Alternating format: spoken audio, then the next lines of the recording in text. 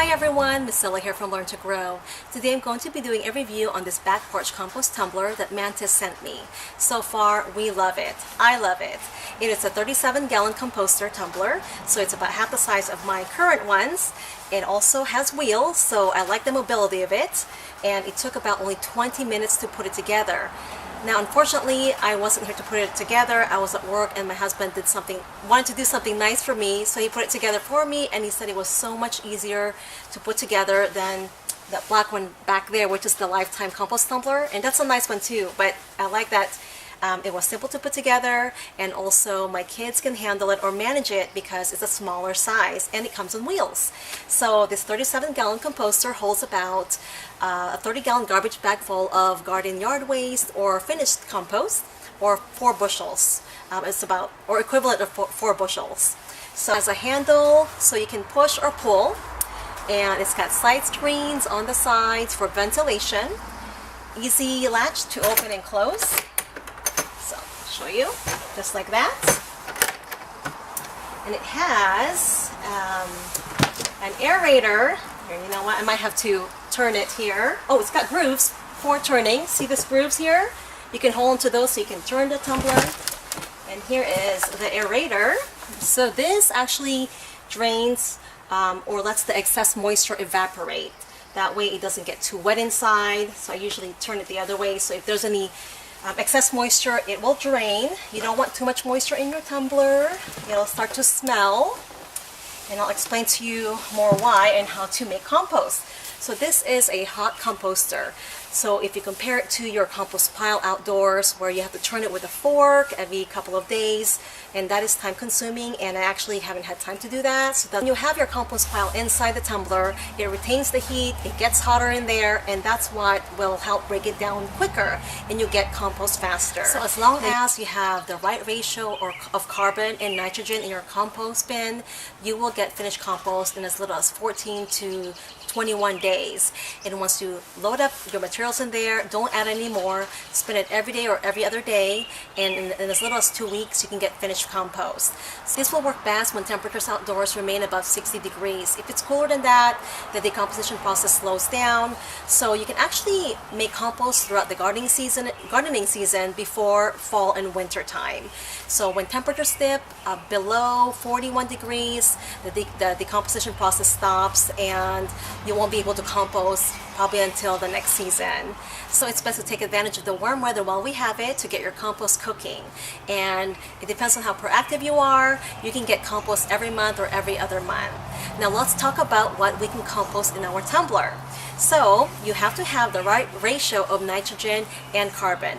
Nitrogen would be your green material. So that would be like garden clippings, garden trimmings, weeds, vegetable fruit scraps. I have some strawberries, banana peels in here, some leaves from the weeds that I pulled. And for my carbon source are going to be, could be dried leaves, ashes, sawdust, paper towels. I've got some dried grass clippings here as well. So also for your nitrogen, you can even use coffee ground, so spent coffee ground, and a lot of coffee shops give them away. So you can actually probably contact your local Starbucks or coffee shop, see if they'll give you some spent coffee grounds. So that would be also your nitrogen source. So when I put my materials in there, I don't really do anything special. I just have these buckets. So if I have like a bucket full of nitrogen, I usually put 2 buckets of my carbon. So right now I have about half a bucket full of my nitrogen material, and so I have about a bucket full of my carbon. And so I just usually toss them in there and spin the compost, get the air flowing in there. So that's why it's important to spin it at least every day if you can, or every other day, to get some aeration in there. Kind of like when you turn over your compost pile on the ground with a pitchfork. So that's what you're doing, is you're getting some oxygen in there. So if this is your first time composting, before you put your materials in your compost tumbler, make sure to grab a couple handfuls of garden soil from your garden or compost. That will bring in some microorganisms, which will start the decomposition process of your garden waste or veggie scraps and fruit scraps. So what the microorganisms do is they use the carbon as energy and nitrogen to grow. And so they feed off all these materials to grow, and then they break down all your materials and turn them into compost for you, or humus. So let's throw these in there and then give it a good spin.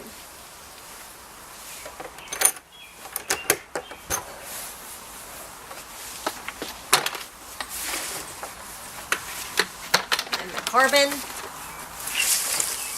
Oops. Close that up. Remember, this compost tumbler has grooves, so you can just hold on to that and spin, just like so. Makes it easier to get a hold onto it. I usually give it at least 5 spins every time I put new materials in there. Maybe one more. All right.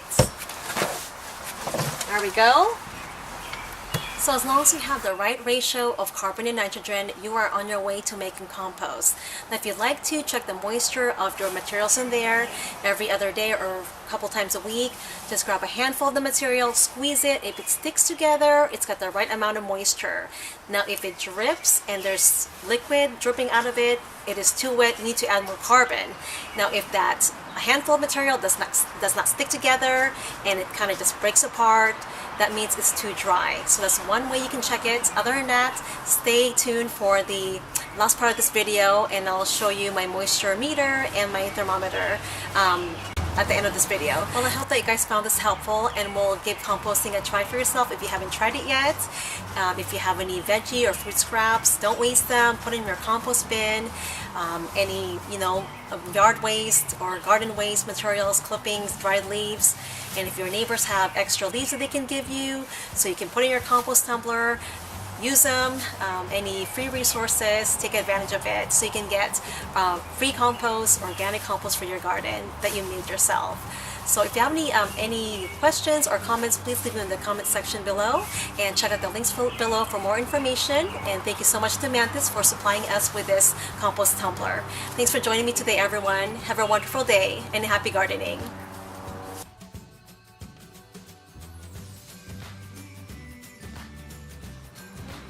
Here is what's cooking inside our compost tumbler, and I also want to give you a closer look of the side screens on both sides right there. That's for air ventilation. I'm actually measuring the compost right now, or the temperature of the compost, and it's reading about 100 degrees, so we need to get the temperature a little higher. The moisture meter is reading almost at 4, so past the middle, so it means that it is a little too wet, so I need to add more carbon in there to balance it out. Now if you want to speed up the process of the decomposition of your compost pile, you can add some of these Compost Plus, Compost Maker. It's actually microorganisms that will help speed up the process of your compost pile, so they'll eat through the carbon and nitrogen, use it for energy and to grow, and get your compost cooking.